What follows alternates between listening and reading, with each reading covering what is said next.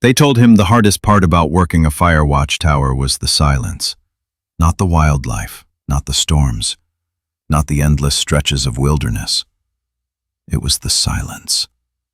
That's what gets inside your head when you're alone, 100 feet above the forest, with only radios and your own thoughts to keep you company.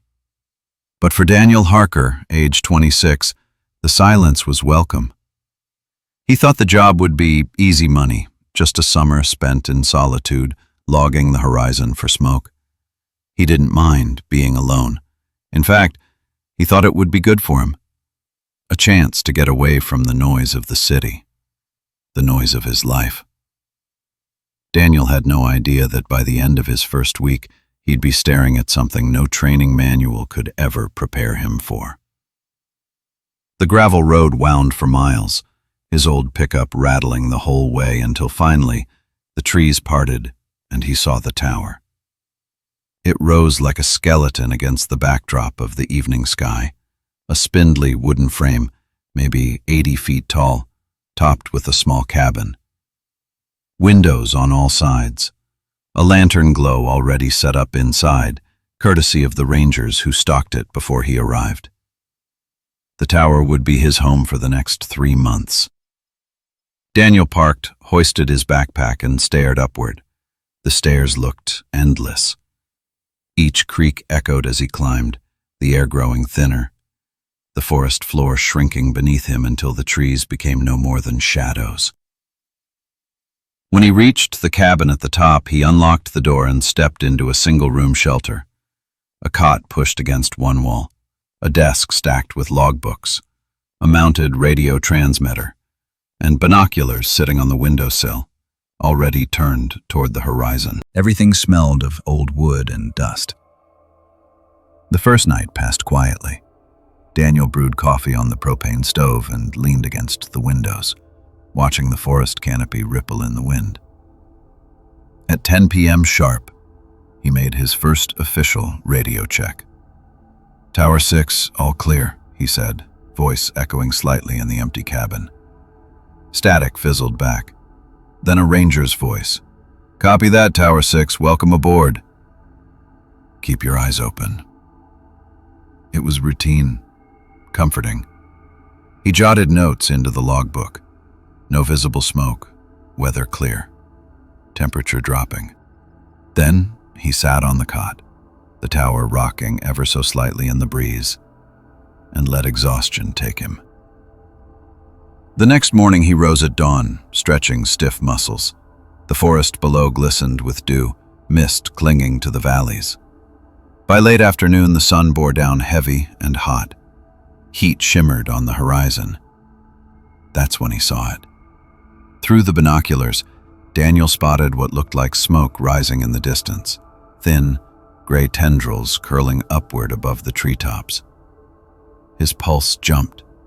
Finally, something to report. He scribbled the coordinates, grabbed the radio. "Tower 6 to base, I've got smoke. Southern Valley, looks like near the creek bed." Static crackled, then, "Copy, Tower 6, we'll dispatch a crew to investigate. Stand by." Daniel watched the smoke curl higher, fainter in the hot sun. But within the hour, it was gone. Completely. Like it had never been there at all. When the ranger truck radioed back later, they sounded confused. "No fire found. No ash. Nothing but damp ground." "You sure you saw it?" Daniel hesitated.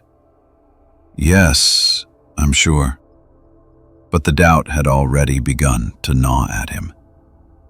That night, Daniel logged it carefully in the book. Smoke sighting, coordinates logged, crew dispatched, no fire found. He closed the book, set down his pen, and looked out over the horizon again. The forest stretched on endlessly, dark, silent, waiting. And though he told himself it was nothing, a trick of the heat, his gut told him otherwise. Something had been out there. Something that wanted him to see it. By the third night, Daniel was certain it wasn't his imagination. The smoke was back. He spotted it just after sundown, Another faint gray column twisting into the sky, this time to the west. He snapped up the binoculars, focusing until the lenses shook in his hands.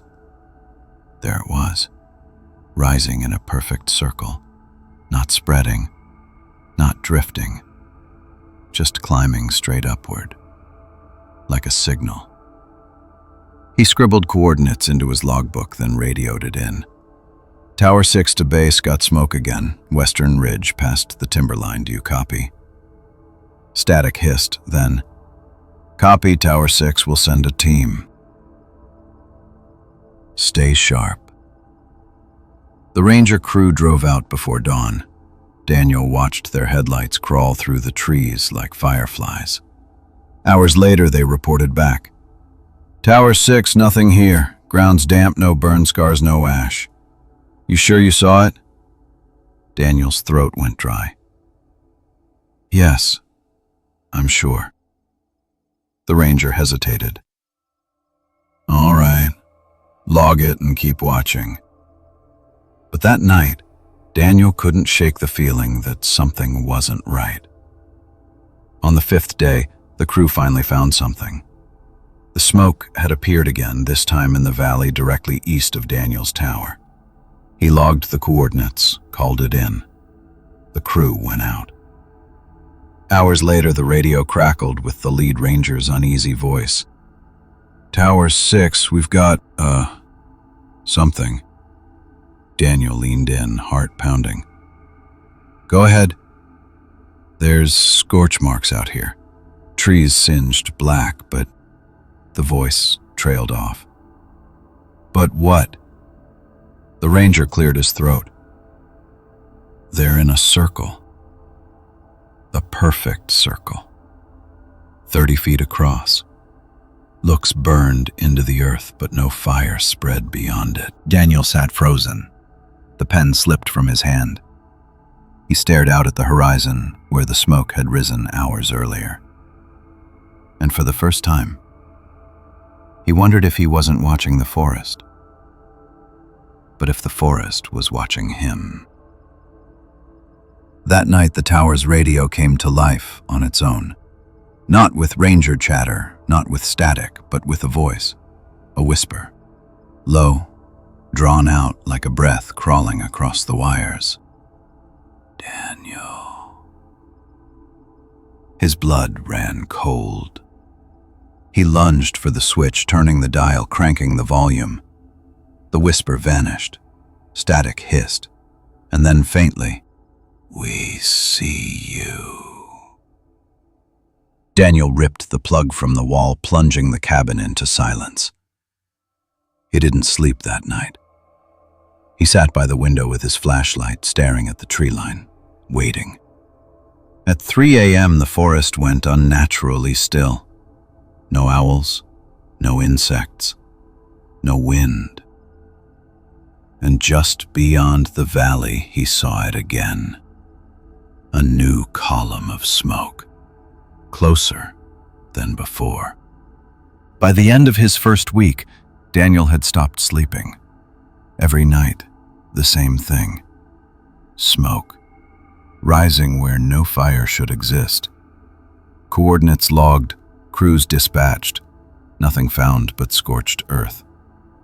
And then, the silence. The forest had a rhythm, owls calling, crickets chirping, the soft chatter of branches in the wind. But at 3 a.m. each night, everything stopped, like the woods themselves were holding their breath. Daniel would sit rigid in his chair, listening to the impossible quiet, and stare through the glass walls of his tower. And that's when he started to see them. The first time, he thought it was just the wind, a column of smoke rising from the valley below, shifting unnaturally, coiling like a snake. Then, for just a heartbeat, it formed into something else, a shape, almost human. Daniel blinked, rubbed his eyes, pressed the binoculars tight against his face.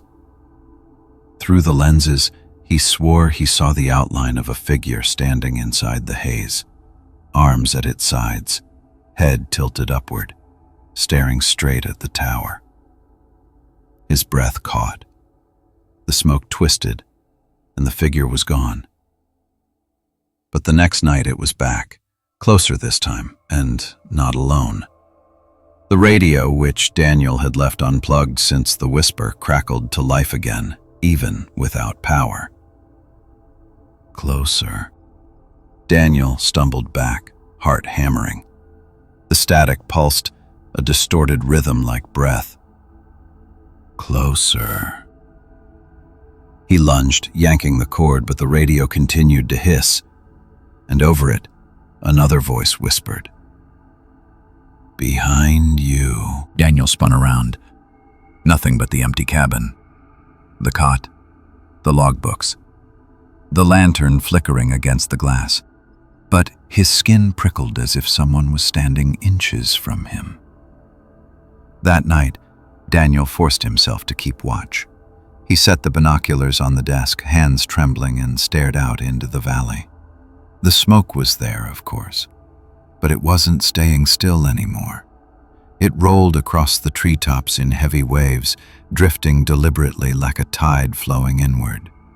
Each curl brought it closer to the tower, and through the haze, he saw them again. Dark shapes pacing inside the smoke, moving with purpose. Not random, not a trick of the mist. They were climbing the ridges, circling the tower. By dawn, the smoke had vanished, leaving only the untouched forest below. But Daniel could still see the paths it had taken. Perfect blackened rings burned into the earth, spiraling ever closer to his tower. He didn't log it in the book this time. What was the point? The rangers wouldn't believe him, and deep down he knew the truth. It wasn't fire he was tracking anymore. It was something else. Something alive. Daniel hadn't left the tower in days. The scorched circles in the woods were no longer random. He could see them from above, spiraling like rings of a target, and he was the center. The smoke no longer rose and vanished. Now, it lingered. At dusk, it drifted through the valleys. By midnight, it circled the tower completely, gray tendrils weaving between trees until the forest floor below was nothing but a rolling ocean of haze. The rangers had gone silent on the radio, or maybe the static had swallowed their voices. All Daniel could hear now were whispers. At 11:30 p.m., the lantern sputtered. The generator coughed, lights flickered. Daniel pressed against the window glass, flashlight trembling in his hand. Through the mist, figures moved. Not shadows, not tricks of the eyes. Figures. Human-like, but elongated. Limbs too long, faces smudged like smeared charcoal. They wandered just below the tower, pacing, circling, watching. Every so often one would pause and look straight up at him. He swore he saw hollow eyes glowing faintly inside the smoke. At midnight, the tower groaned. The whole wooden frame trembled as if gripped by a storm, though the air outside was perfectly still. Daniel stumbled, grabbing the desk to keep from falling. The logbooks slid off and scattered across the floor. The radio flared again. "Daniel, come down." He clutched the edge of the table, whispering back through chattering teeth. No, I won't." The voice hissed, broken, overlapping like dozens, speaking as one. "Then we'll come up." Daniel bolted for the lantern, shining it through the window onto the stairwell below. At first, there was only smoke, thick and shifting, but then a shape emerged. A figure crawling slowly up the stairs, its movements jerky, unnatural, limbs bending wrong as it ascended. Another followed, and another. The tower groaned louder, as if protesting their weight. Daniel backed into the corner, hands shaking so violently the flashlight beam jittered across the walls. He screamed into the radio, whether anyone was listening or not. Tower 6, emergency! They're climbing! For God's sake, they're climbing the tower! Static drowned his words. From outside, the smoke pressed against the windows now, smearing across the glass like greasy fingerprints. And then, softly, from just behind him, though he was alone, a whisper. "We're here." At midnight, the radio screamed. Not static, not whispers, screams. Dozens of overlapping voices shrieking in agony, distorted through the speakers until Daniel clutched his head and dropped to his knees. The lantern flickered.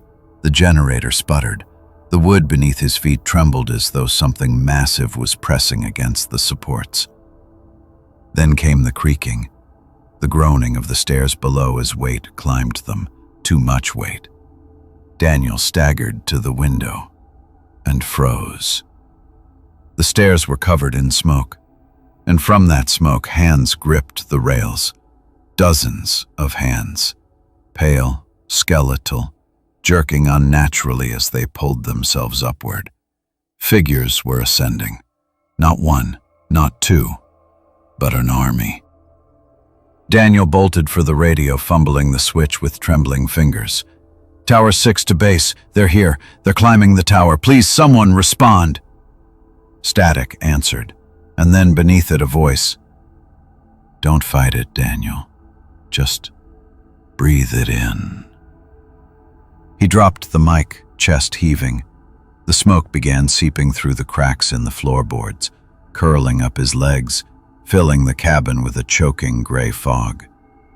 Daniel coughed, gagged, stumbled back toward the cot. His vision blurred, his lungs burned.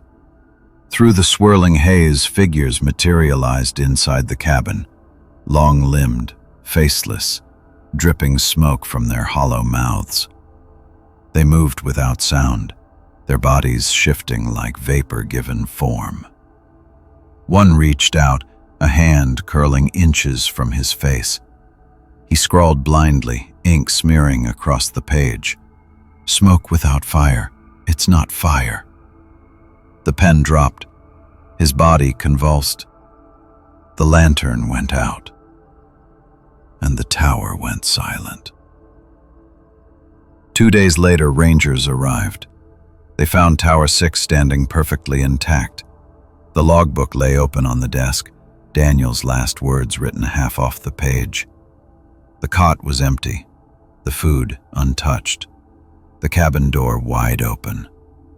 And all around the base of the tower, fresh blackened rings scarred the earth, layer upon layer, forming a spiral, as though something had burned its way inward, toward the center, toward him. Daniel thought he was there to watch for fires. But some things in the woods burn without flame, and some smoke doesn't rise to be seen. It rises to hunt. If you enjoyed tonight's tale, don't forget to like this video and subscribe to Campfire Horror Stories for more chilling nights around the fire. Leave a comment below. Would you have stayed in that tower? Or would you have run the first time you saw the smoke? And if you're new here, welcome to the Campfire. There are plenty more stories waiting in the dark.